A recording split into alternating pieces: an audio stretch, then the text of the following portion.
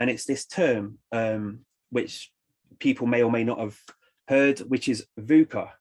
And VUCA is an acronym which stands for volatile, uncertain, complex, and ambiguous. And there's a real trend, a rise, been an explosion in interest in trying to understand more how we can better adapt to the VUCA reality that we are living through. And we can just think for a moment, if I was to ask any of us that are watching this, and yourself, Fusion, if we were to try and list what we think of as being some of the key major problems that exist in society today that might be contributing to some of the rates of depression, the stress, the loneliness that exists, we have our experiences on a personal level which lead to these conditions that which we suffer with. But what underpins all of it is the societies and the communities that we live in, and it's really important that we have that perspective. So increasingly there's been an awareness of the need for us to be able to create communities, societies, organizations that can adapt to the VUCA context. Appreciation is actually in the present moment, what I have and what I am right now, whereas experiencing trauma is still being focused in the past. But it's kind of like difficult to be appreciative of what happened to me, but I can be appreciative of how I am right now. And that is like, I don't know, maybe I survived the trauma or whatever, something like that. Absolutely, potentially. I mean, again, everybody's experience is different. I've got my own experience that I can speak from, and I know that I don't speak for other people, but I'm not just sharing this experience as being, a widely, this is something which is written about, and people can look into this. Post-traumatic growth, I think it's a really empowering concept. I went through a very difficult experience. It was deeply traumatic. And then I found that as times passed, I feel as though now, I feel aware now that I feel more resilient.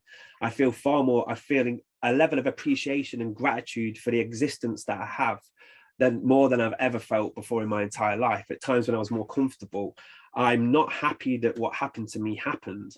I wish it didn't. But it did.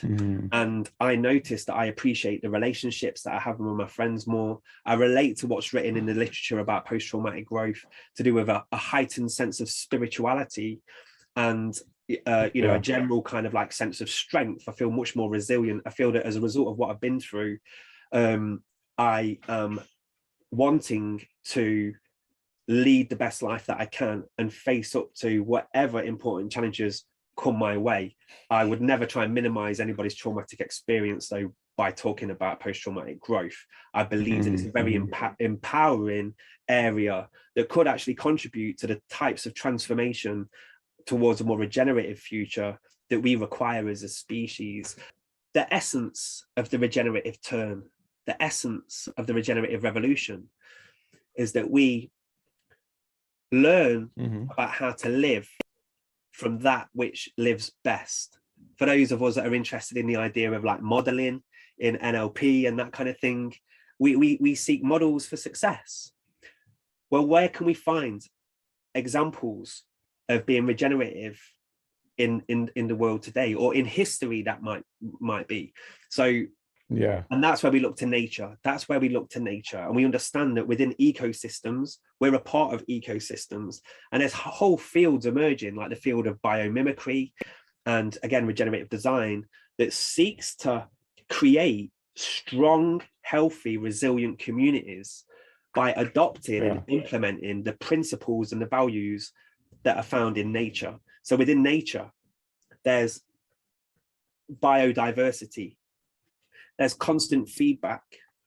You end up with a level of resilience that can't be found when you've got strong, large hierarchies. That's why these teal organizations are deciding to become flatter and give more power to their staff and the teams within their organizations, with an awareness that if a crisis occurs, if a shock occurs, those that are closest to the shock are potentially the people that can make the best decision.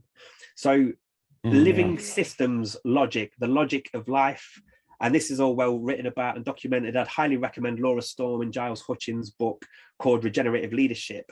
And when we're talking about leadership, I think it's important that what we're talking about is this idea of being in service to life, in service to those that we work with, in service to our families, in service to our communities and the wider planet. So regenerative leadership is a field that's currently gained great popularity because it's perceived to be, it's a multidisciplinary field that looks at anthropology, sociology, neuroscience, all of the different areas of intellectual thought and study that are going to help us overcome, survive